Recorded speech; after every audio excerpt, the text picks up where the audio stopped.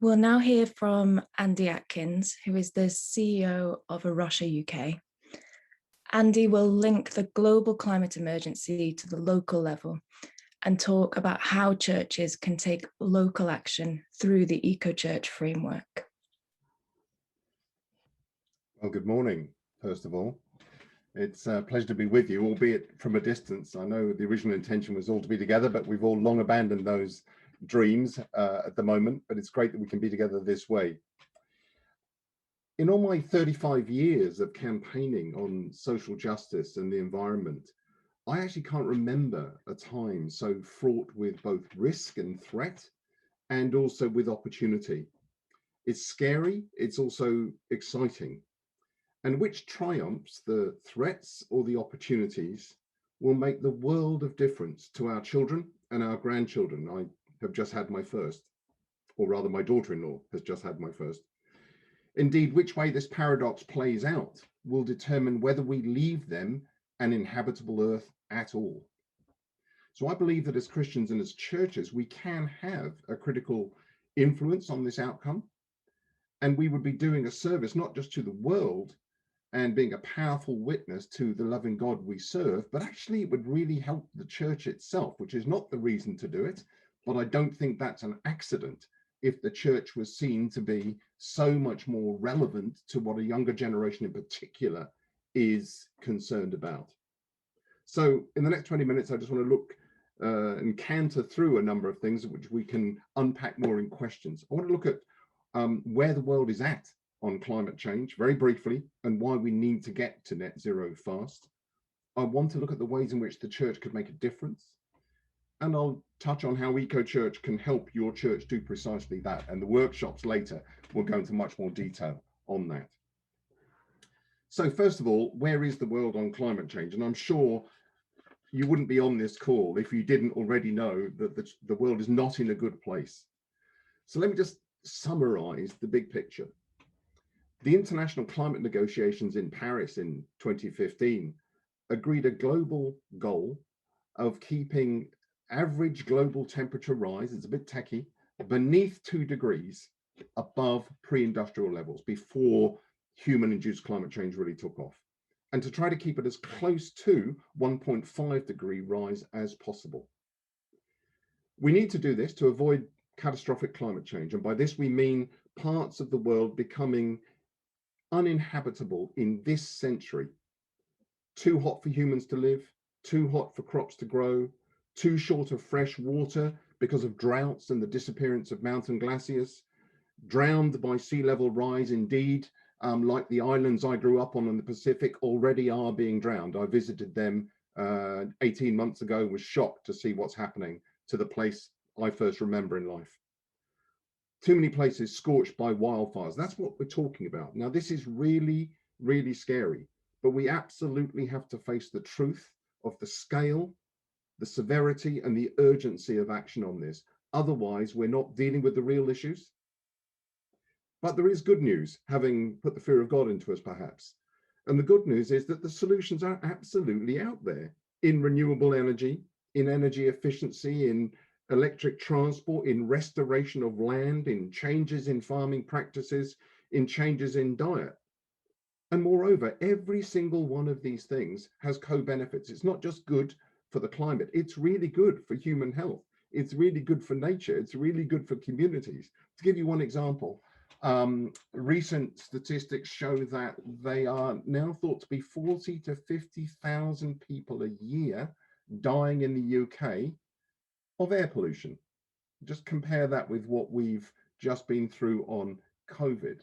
COVID is terrible, but actually we've got about a third of that number dying every year because of air pollution in this country. That air pollution is caused by the burning of fossil fuel, largely. Some agricultural chemicals in there as well, incidentally, derived from fossil fuel. Wouldn't it be great if we just got rid of fossil fuels so that people didn't have to die of air pollution, never mind climate change? So that's just one example of these so-called co-benefits of action on climate change. In short, then, addressing climate change would not just avoid future catastrophe for today's young, it would make it better for everybody right now. So the sooner we move on this, the more we reap those benefits, as well as avoiding catastrophe. And that's one of the reasons why I'm so excited actually about responding to climate change, why I'm so excited about the opportunities and want us to be aware of those, as well as the very definite threat. However, that's the good news. I need to go back to some less good news. It's now 6 years since the Paris Accord, and countries have done nothing like enough to avoid catastrophe. Indeed, the world is currently on course for a 3 to 4 degree rise in global average temperatures, okay, within the next decades, by the end of this century, almost certainly, if we don't change. We can see the evidence almost every day. Just think of some of the news headlines you will have recalled since the Paris conference in 2015. Killer heat waves across Northern Europe in 2018 that killed thousands of people, particularly the old and vulnerable, those with respiratory diseases and so on. Mega wildfires in Australia in 2019. Record summer temperatures in the Arctic last year, so that the icy tundra was actually on fire. That's what's going on. The evidence is there. And this week, the World Meteorological Office confirmed that 2020 was the joint hottest year ever recorded. It would have been the hottest ever recorded had it not been for the natural La Nina cycle, which actually tends to cool things down. So without that, last year, without doubt, would have been the hottest ever recorded. And global average temperatures reached 1.2 degrees above the historical average. So this week, the International Energy Agency, the most trusted international body on energy use and sources, said that we need to cut greenhouse gas emissions 45% this decade, not by 2050, this decade, if we are to have a reasonable chance of limiting climate change, global warming, to 1.5 degrees. So that, in a nutshell, is why in the last few years there's been a gathering movement to aim for net zero greenhouse gas emissions as soon as we can possibly get there. You can understand why it's necessary now if you didn't before. Let's just be a little bit techie here. I want to give you a definition of what net zero actually means. It doesn't mean emitting no greenhouse gas emissions at all. Rather, it means balancing the amount of greenhouse gases we emit into the atmosphere with an equivalent amount taken out by, for example, planting trees, restoring wetland and forest, which naturally absorb greenhouse gases. And also a degree of mechanical carbon capture and storage, they call it, which is basically siphoning off the greenhouse gas emissions from energy plants, from big industries, steel, coal, cement, and so on, and burying it in the ground. Now, incidentally, that is technology which is being rolled out at small scale, but has not yet been done at big scale. The key point here is that to have any chance of balancing those two things at a level that we can survive at, we actually have to cut our overall emissions very steeply, very fast. It's no point balancing them at a catastrophic level, obviously.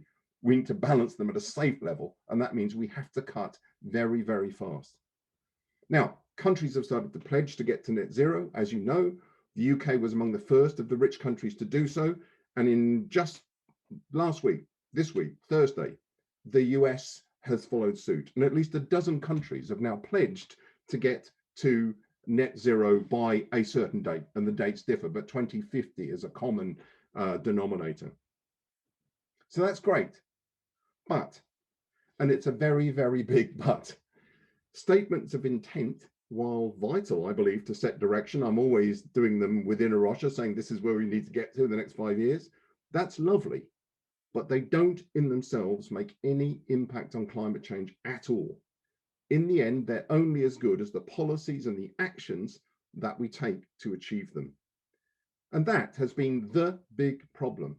I've been going to international climate negotiations since the 1990s. Year after year, the international community has made pledges to act, but has not delivered. 2 decades have gone by, and time is absolutely running out now. To give a very live example, Prime Minister Boris Johnson announced this week that the UK would accelerate its journey to net zero. Hurrah! I agree, that's fantastic. However, as has been widely commented by the energy and environmental community, Recent government decisions, as recent as only the week before, will in fact make matters worse. We're currently due to invest 27 billion of COVID recovery funds in a road building programme. We're opening the door to the expansion of airports. The government has just abolished the home greening programme they only brought in a year ago. They've slashed incentives to buy electric vehicles, and they're giving the green light to a new coal mine, although that is now on hold because of protest. So I need to be absolutely clear here on behalf of A Rocha. Bold statements of intent, if not followed swiftly by the right policies, actions, and expenditure, will be much worse than empty rhetoric. They will be lethally deceptive rhetoric. We have no time anymore to be saying things and doing the opposite. So what are the implications for the church now? What is the science and the history of government foot dragging suggest the church needs to do? Well, first, there are whole sections of civil society now need to take action in whatever way they can to cut their own emissions. And the church is one of those sectors, but it's a very important one. And it's inspiring, absolutely right, that in the last year, each of the Church of England, the Church in Wales, the Church of Scotland have set a net zero target for 2030 for their own operations. And that's much more aligned with what the science is telling us is necessary than government 2050 targets. Frankly, 2050 is, in my view, too late. So well done the churches for setting that ambition to go sooner. But secondly, it's absolutely critical that society not just organizes itself to cut its own emissions, but actually it organizes itself to hold governments to account now to deliver their promises. There simply is no more time for broken promises. So let me now look at the potential contribution of the church to addressing this. And this is where I get really excited again, even on a Saturday morning. I think the church has huge assets and resources to bring to bear on this issue. I can't actually think of another section of civil society that has such assets. Now, I may be biased. I've come from a long line of vicars and nuns, in fact, just to complicate the matter. But you know, I have grown up in the church. I love the church. I want to see the church thrive. So I may be biased, but I honestly can't think of a sector of civil society that can contribute more in such a variety of ways. So consider these things. First of all, the geographical presence of the church. There are over 50,000 communities, worshiping communities in the UK, Christian church alone. I'm not even talking about the faith groups at this point, with a presence in every village, town, city, neighborhood. Most have buildings, which of course require heating and lighting and therefore use energy and add to the UK's greenhouse gas emissions. So if this energy is coming from fossil fuel sources and the church cuts it, it's making a contribution. Secondly, there's land. Churches have land. Not all churches have a churchyard, but most do. And the denominations as a whole have huge land holdings. The Church of England, Church Commissioners, is thought to own upwards of 100,000 acres.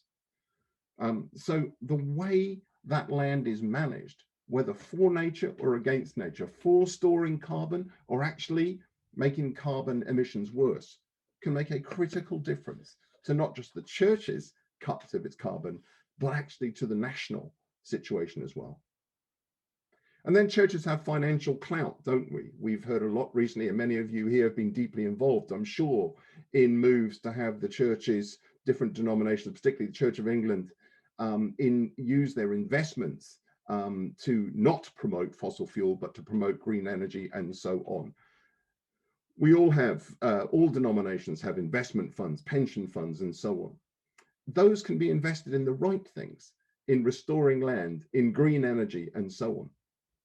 And local churches all spend money, whether it's on tea and coffee and biscuits for after church, replacement of an old boiler, or £1 million church refit, as my church has just done. Whether it buys fair trade drinks or not, whether it buys another gas boiler or switches to a ground source heat pump, all make a difference to church and UK greenhouse gas emissions. So that's financial clout we've got. And even where we feel skint as a church, and I know many churches are really suffering at the moment, when you combine the financial resources of the church and the fact that we do spend money, even if sometimes we can't afford it, What we spend it on can make the world of difference. Let me take another thing, another resource the church has, the sheer number of people. And again, I think figures are all over the place at the moment because people have noted more people going back to church online than previously. But before the pandemic, although regular church going was declining to some degree, there was still, depending on how you define it, 2 to 3 million people regularly worshipping church in this country. That is a huge number when you compare it with other sectors of society, whether it's several trade unions do not have that kind of membership. No other religious body has that kind of membership as the Christian church in this country. Huge numbers of people. Now, if those people are also influenced by what they hear in church, what is and is not talked about, and how it's talked about, then churches can have a massive influence on how a big section of the public is actually responding to this generational crisis. Now, if we all, or even a quarter of churches, talked about caring for God's creation as a normal part of our personal discipleship and a key part of overall church mission, it could make a huge difference actually to what the public think. Imagine that then, what a game-changing influence it could have, not just on the church's impact on climate, but actually on the UK's own impact, if the churches use these resources that it's got to make a difference. So those are other reasons why I see churches responding to the climate crisis is that, in fact, such an exciting opportunity, not just a response to a threat that we must make. It's a really good thing in its own right. And I genuinely believe it will strengthen the church itself if it is seen to be responding to society's needs now, serving the poor and the vulnerable in our midst, looking after the needs and the interests of the future generation, intergenerational justice. That cannot be bad for the church. It's a good thing to do in its own right, never mind climate change, which is why we need to react. So let me turn then to how eco-church can help your local church and your denomination and your network contribute to reaching.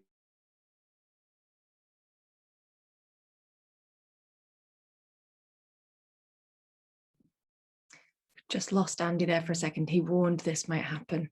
Hopefully Andy will come back to us. Encourage churches to go green. But as we've gone on, A Rocha and indeed many of you, the users of eco-church, have developed it to be something much, much more than an online award scheme. It's now becoming, you could describe it as a national community of churches addressing the environmental crisis together, using a common framework and a growing toolkit and learning and speaking up together. It's a community with a whole load of assets of its own that we are using together to make a difference on this issue. Incidentally, not just climate, but on nature and resource use too. But of course, they all link together. As I've said, land, nature can be used to absorb carbon emissions. We can't disconnect nature from climate change. So let me start and just unpack that a bit for you. And I hope this is helpful. And I'm sure Catherine and others in the subsequent workshops can develop much more detail on this if you're not familiar with the program. So I won't go into too much of the technical detail now. I'll talk about the philosophy, and I hope that's helpful. So let me start with the framework. Basically, if the church registers for eco-church online, which is free and only takes a few seconds, it will get access to a sophisticated survey, which it can then apply to its own church life and practice. And this covers 5 categories, which the workshops are on. You know about this: teaching and worship, what the church is saying about these issues, buildings and energy use, land, which hits on nature and carbon, community and global engagement, which includes speaking up, campaign, and lifestyle and money. So those 5 categories cover many of the assets, the resources that the church itself has got to bring to this challenge. Now, the survey, however, doubles not just as an initial assessment of where your church is at now, but as a guide to where your church can go next. And that's the beauty of it. So as a church reaches a certain level, we recognize its achievement with a bronze, silver, and gold award. But it's a menu of options for churches to pick the next action they're going to take. So that's the framework part of it. So how's it a toolbox? Well, we don't just provide a survey. Behind most of the questions in the survey, there are online resources that support the church in taking relevant action, whether it's strengthening its teaching in worship or looking at how to get your church building off fossil fuel energy. We're in the process of doing a thorough update of these online resources, in fact, and we're adding new tools to them as we develop. So, for example, we've recently added a sophisticated church's carbon calculator, which we developed with our sister organization, Climate Stewards, and actually in close coordination with the Church of England. But it's free and it's available to all denominations. Let me now address the community aspect that I spoke about. And this, for me, again, is one of the most exciting because of the possibilities it gives. It's also the most realistic. Let me say that my A Rocha UK team is at the moment 2.5 people. Okay, there's now more than 3,500 churches registered for EcoChurch. There's no way in the world a small charity can keep something this size going on its own. It has to become a joint operation. I hope you can hear me. It's saying my internet is unstable. I'm getting some nods. Okay, that's good. So as I said, community, there are already more than 3,500 registered EcoChurch in England and Wales across many denominations.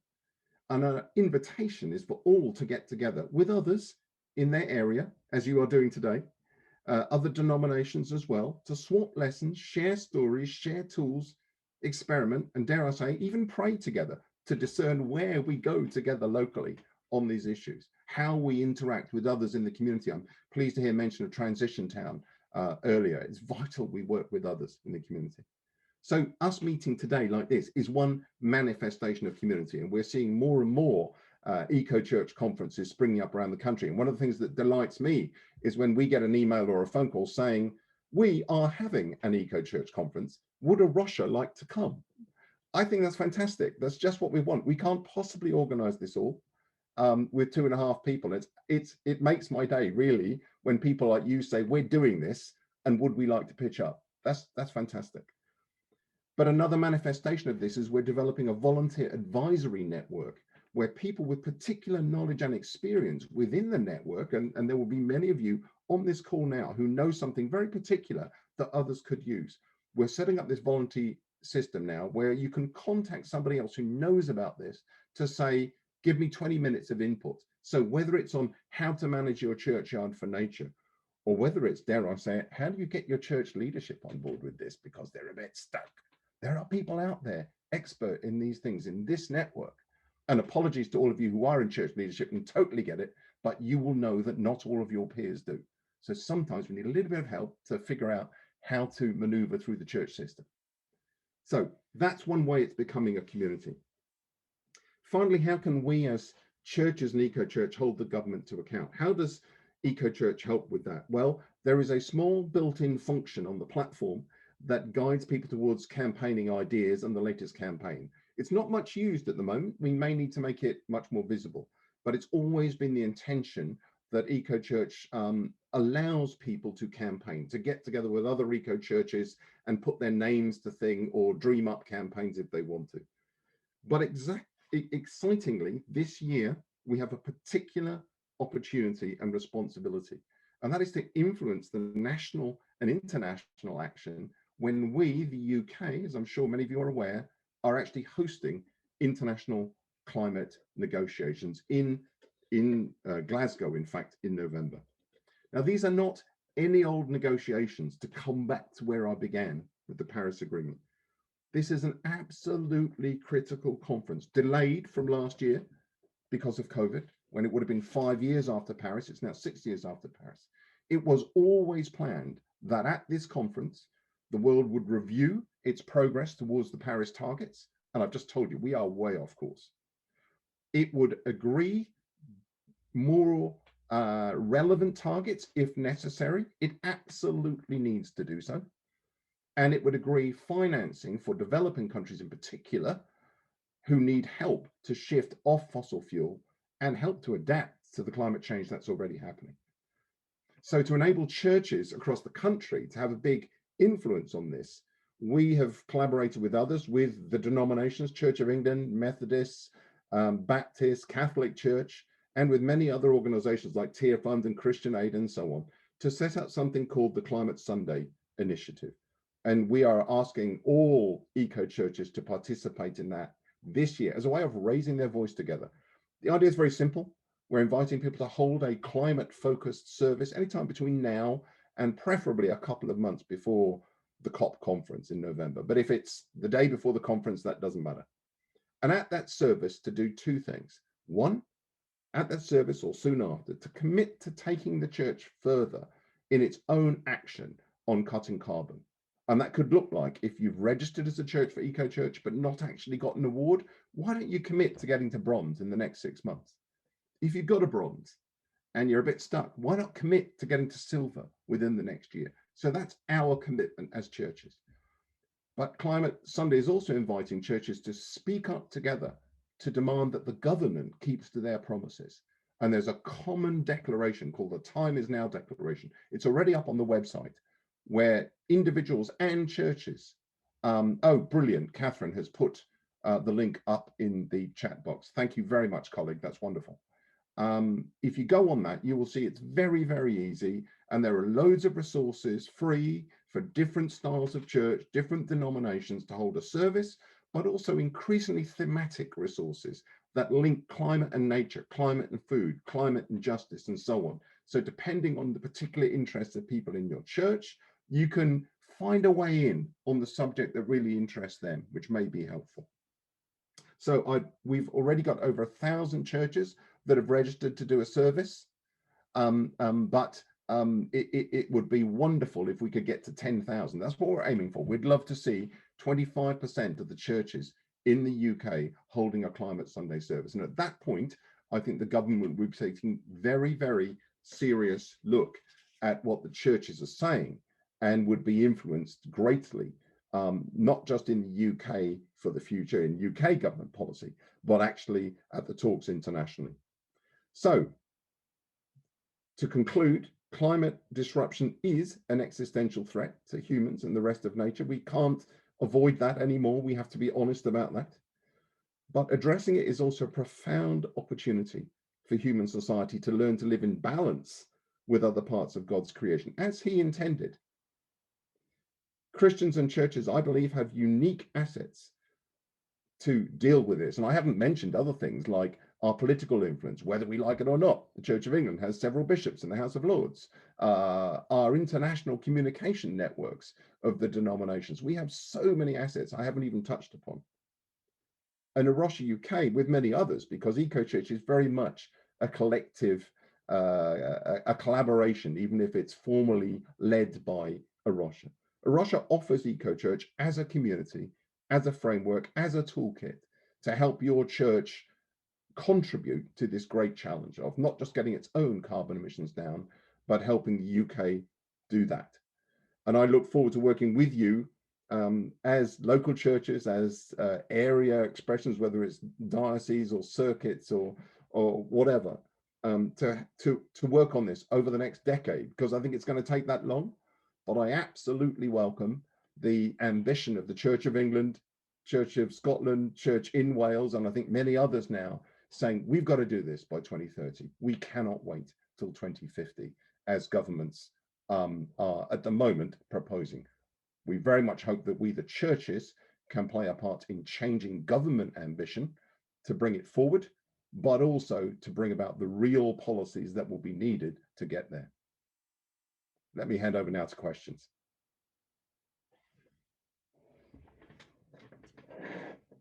Thank you, Andy. That's so positive to hear. There's so much that resonates with, I think, the experience of everyone sort of within their parishes and within their diocese. That's really inspiring. So thank you. And we've got a couple of questions in. So the first one from Phil, where would be a good place to start for a congregation with a small available budget? I think I would start with those things you can do. Yes, some of the actions that in the end would be good to take will cost money. I always advise people to start where they can. That obviously is economically feasible, but it also builds confidence that more can happen. So don't start by picking the most expensive thing if you know you haven't got the money. is the simple advice. But I also think, one of the things we together can do better is to look for sources of finance for those churches that and there are many that cannot afford to do the sort of things they would love to do. I have been in discussion over the years with a couple of bishops, for example, of what if the church commissioners could fund some investment fund that would make it much easier for churches to draw down finance for this. I don't know where that's got to be honest. I need to return to that theme, and Catherine, if there's anybody around here will know more about that, it'll be Catherine, I think. But I think we must do more to make it possible for poorer churches to act, but always start with what you can do. I would say don't worry too much about what you can't.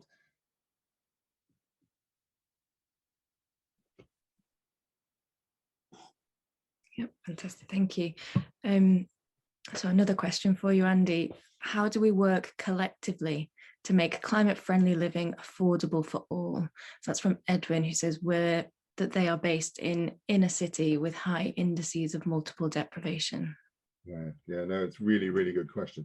I mean, this is where I come back to actually influencing government policy, because we have to recognize that although we individually can do so much, actually it's the government that has the levers of power to make it easy for everybody to do it. Now, if I could just take one analogy, some of you know I used to run Friends of the Earth, and it was Friends of the Earth 20 years ago now that ran the campaign that led to curbside recycling, the blue top bins in my area. Before that, you had to be a weird greenie to actually be recycling. There was sort of one in every street. They thought a bit weird. A lot of other people might have thought, well, I'm up for that, but how do I do it? It wasn't until the government brought in the law that led to councils having to put out curbside recycling that everybody did it, or many more people did it, okay? So we have to be really clear here that there are certain situations where the individual can't actually themselves do all that much. We need the government to pull the levers of power. That's why I always say, connect your practical action, whatever it is, tell the government about it and say, now you do your bit, okay? However, I do think that the same answer applies as I gave to Phil earlier. I think we have to recognize that, particularly in poorer inner city areas, and actually in some rural ones too, the church finance and the individual's families' finance is not strong. So you can only start with what you can afford. However, I do think that working together on this, I remember way back in the 70s, actually, my dad's a vicar, my parents were vicars in the East End of London, actually a very poor area. We actually set up a bulk food buying cooperative, my parents did, whereby we could actually buy together more food than we could if we just did it individually, because we could buy it in larger quantities. So there are things like that that can be explored that also build community, because they have people working together. So those are some very brief ideas, but I realize it's a challenge.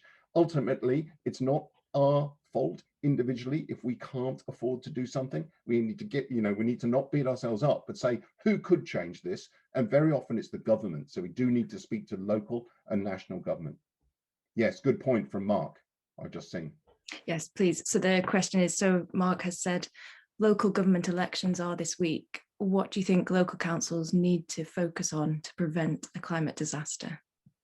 Yeah, I mean, there are a range of things, but very briefly, they need to focus on what levers they've got to affect carbon emissions locally. So that would be transport very often. It would be the investments they're planning to make in roads or in new housing developments or whatever. Now, let me say now, people need houses, but the way those houses are built, whether they are simply just storing up more problems from the future because they're really not very environmentally sound, or whether they are made much more future-proof, is a really big issue. And at the moment, there's no reason at all why councils can't insist on that. They don't, because the developers put such pressure on them to go for expensive but not very good housing. Okay, so getting the councils to focus on what levers they've got, like transport, like housing policy, and so on. Now, in rural areas, also farming is important. I realize that local authorities have less control over that, but national legislation that actually affects the degree of the way things are farmed is also really important in rural areas for air pollution, for one thing, but also in the end for storing carbon. So local councils can also be making their views known to the national government about national policy.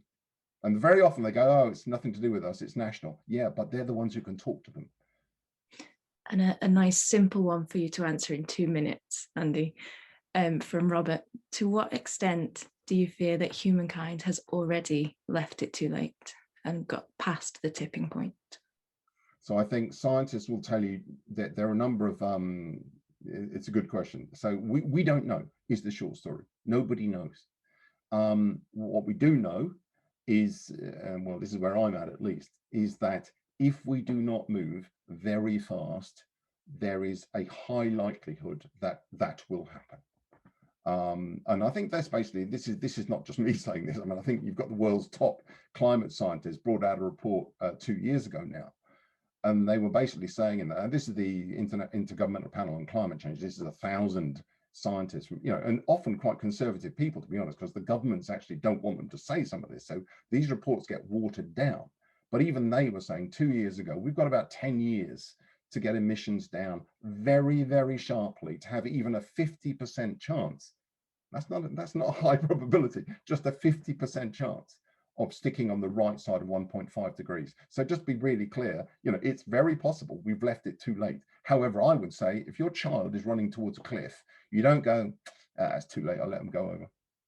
You shout, you scream, you run, you do everything you can to avoid that.